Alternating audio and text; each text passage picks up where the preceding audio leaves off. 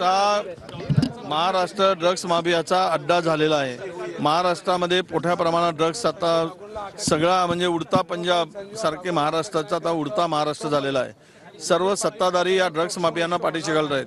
शेजारच्या राज्यापासून या सगळ्या ड्रग्सचे धागेदोरे आहेत।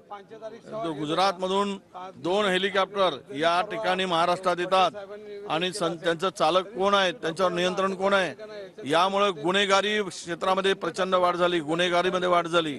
यामधून माफिया तयार झाले, त्यांना पाठीशी घातलं जात आहे, संरक्षण दिलं जात आहे, मंत्र्यांचं संरक्षण आहे।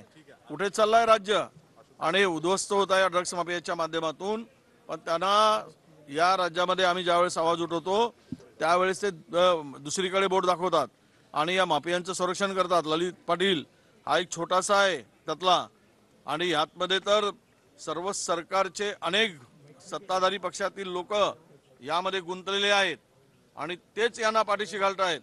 हा महाराष्ट्र उजाळून टाकून तरुणाला उद्ध्वस्त करण्याचं पाप सध्या राज्यात सुरू आहे आणि याचे कनेक्शन शेजारच्या राज्याशी आहेत। हा संपूर्ण नेटवर्क जो आहे याच्यावर कंट्रोल आहे, हे चालवते धनी आहे। बाजूला असलेला गुजरात लपवायचं काय आहे, तिथूनच येतात 2-2 हेलिकॉप्टर येतात राज्यात। कोण आणतात हेलिकॉप्टरनी येऊन त्या ड्रग्सच्या ठिकाणी जिथे हे सगळं तयार होतं त्याचं कंट्रोल पूर्ण आहे। त्याच्यामध्ये उत्तर महाराष्ट्रातले अनेक मंत्री त्यामध्ये सहभागी आहेत।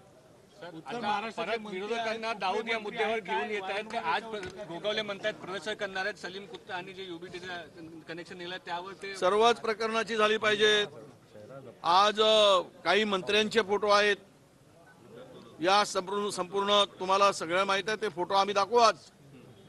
आणि ते फोटो जेवतानाचे फोटो आहेत। काय तो निमंत्रित पाहुणा त्यांना माहित नव्हतं का उद्या यांच्याबरोबर दाऊद बाजूला बसून जेवेल? हे म्हणतील की हा दाऊद नाही, आम्हाला ओळखतच नव्हता म्हणून आम्ही जेवायला बसलो। अरे मंत्री आहात तुम्ही, तुमच्या बाजूला कसा असर या दहशतवाद्याचा मोरका कसा काय बसू शकतो? गिरीश महाजन हे त्यामध्ये तुम्ही नाही काय? गिरीश महाजन कशा काय जेवू शकतात? मग हे दुसऱ्याकडे बोट दाखवण्यापेक्षा हे सर्व चौकशी सर्वांची झाली पाहिजे।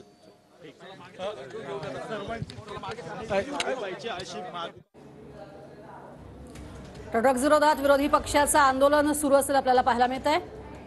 विजय वडेट्टीवार या आंदोलनात सहभागी झालेले आहे। ड्रग्स प्रकरणावरून जे आहे ते आक्रमक आहे।